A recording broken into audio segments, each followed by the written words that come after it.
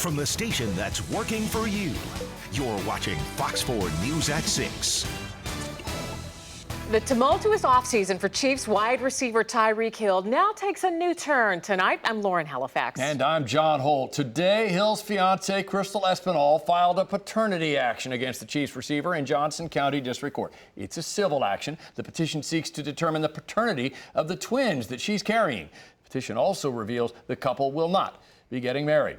The couple still does not have custody of their 3-year-old son. He was removed from their home during a child abuse investigation and is now part of a state child in need of care proceeding in Johnson County Family Court. In the meantime, Hill remains suspended from the Chiefs. In just 90 minutes, friends and family will gather to remember Dennis Edwards, the business owner shot and killed inside his corner market and deli in Kansas City, Kansas. Now, a woman was also shot. She survived, but she's in the hospital tonight with very critical injuries. Fox 4's Nicole D'Antonio joins us live from that family business on North Mill in KCK. And you know, that's where this vigil is going to take place in a little bit more than an hour. Already, people have stopped by to leave flowers. There's candles here. I want to show you the cross that's on the wall saying, "Rest in peace, Dennis. You will forever be missed." And to give you an idea of the impact that Dennis had on this community, I want to show you guys, not only do they expect the number of people to fill this street, but also the parking lot there across the street. Now, of course, all of this after a shooting and a standoff last night at this neighborhood market. Today, KCK police explained they first responded to a shooting call at the deli a little after 3 o'clock. Officers saw what looked like a woman's body. Then a suspect armed and aimed with a gun shot at them.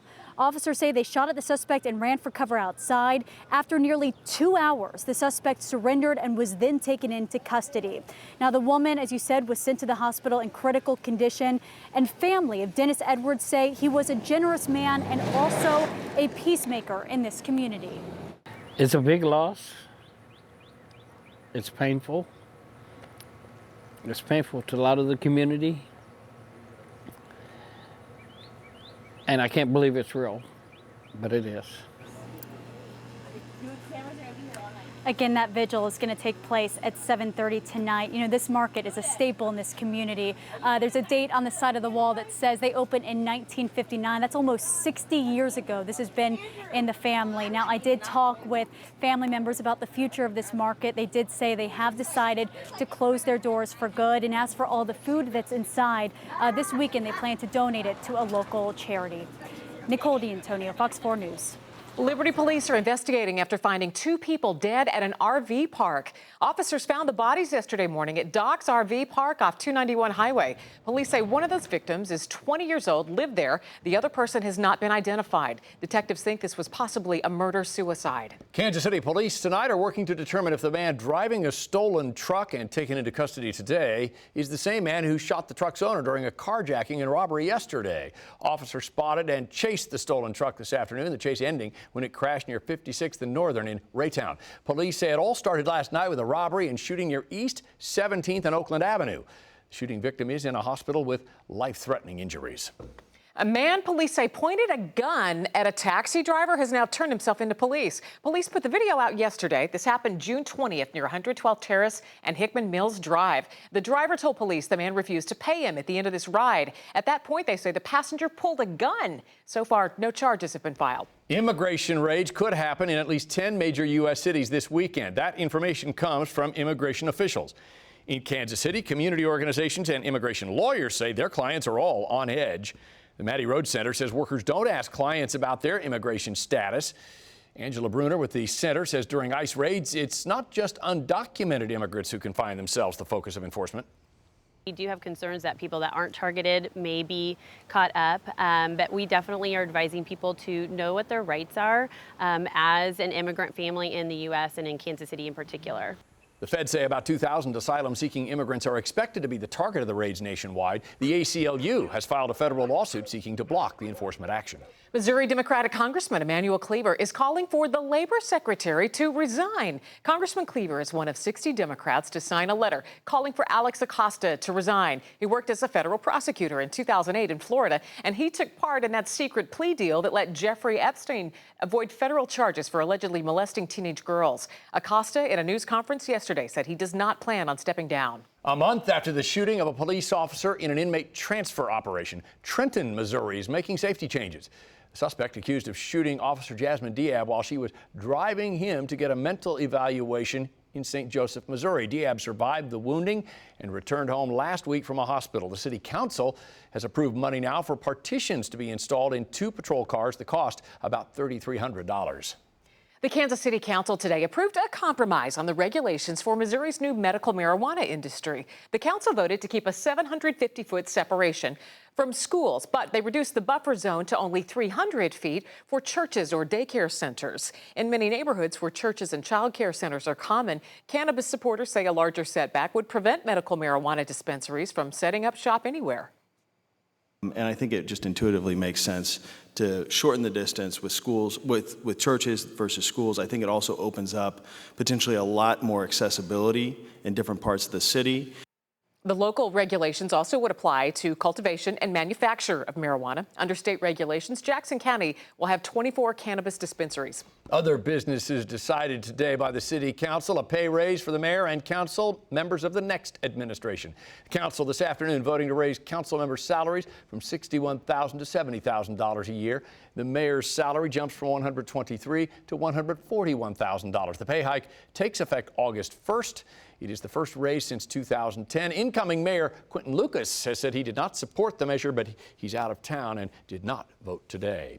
The city council also approving an ordinance involving the streetcar line. The ordinance allows the city to issue bonds to extend the streetcar south from Union Station to the UMKC area near the plaza. City officials hope to receive federal money for the project as well, though that's been delayed.